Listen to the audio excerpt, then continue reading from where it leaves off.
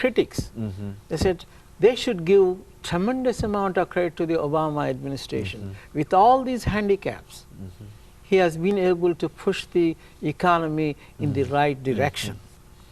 Now then we talk about these problems. How is he going to get rid of these problems? Don't forget, President Obama has inherited 2 wars with scariest financial situation since the Great Depression. Most scariest financial situation. It was his administration who has helped number of these banks to straighten out their books, make sure they meet the legal reserve requirements, and then make loans. And the Obama administration has been pushing all these banks to make too many loans for the people, so that if people have money in their hands, they would come around and spend. One of the major thrust is to see to it that the people with more money in their hands and they turn around and spend, that is going to create more jobs to others, and so on and so forth. We call this a multiplier effect. Okay, so if the government spends $1, it is going to multiply so many times and create that income in the economy. Now that is what the Obama administration has been trying very hard, just like what President Roosevelt had done. Now, excuse me. Yes. Now, this is aimed primarily at those individuals who might be called discouraged workers. Is that? It's not only the discouraged workers, but also for the rest of the population. Rest of the people who are looking for jobs. The hardcore unemployed is only 6.5. I mean the people who are discouraged, you know. That is about 1 million, and we also talked about the other 6.5 million who have been unemployed for more than 27 weeks. So, create employment to them. Now that means what? The expenses are also going to go down in terms of unemployment compensation. Not only that, if they are employed, they're going to pay taxes. So the idea there is to cut down not only the deficit, the national debt, and at the same time create more jobs and more income, and it's going to multiply so many more times, so that more people are going to be employed and hopefully to reach that full employment level.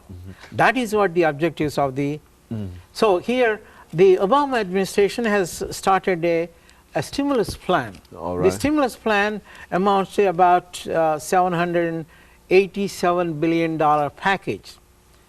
In addition to that, they have passed a piece of legislation with $940 billion for 10 years, the health care plan, to help improve the health conditions of the nation, especially the poor people. More than 30 million people who have been without the health insurance. That's an astounding and amazing number of people. It is an amazing number. And of course, the next thing is, are the rich folks happy? Is the Wall Street people, are they happy? And they are more happy than anybody you can think of. Because if you look at the stock market, it has gone up more than 74% from its recessionary low in March 2009. So in other words, the economy has been improving, the prices of the stocks have gone up only because the potential for income earning capacity has been increasing. So there is a direct relationship between the earning power and the price of the stock. So if you look at that, starting from last year, March 9th, that was, you know, we were talking, even before that we were talking about the same thing.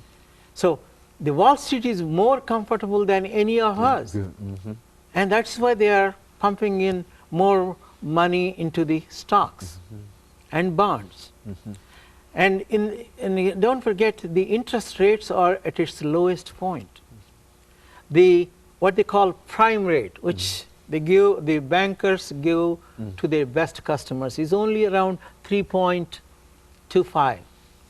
So what you are looking at is the different segments of the economy in which you would see a very, very positive economic growth.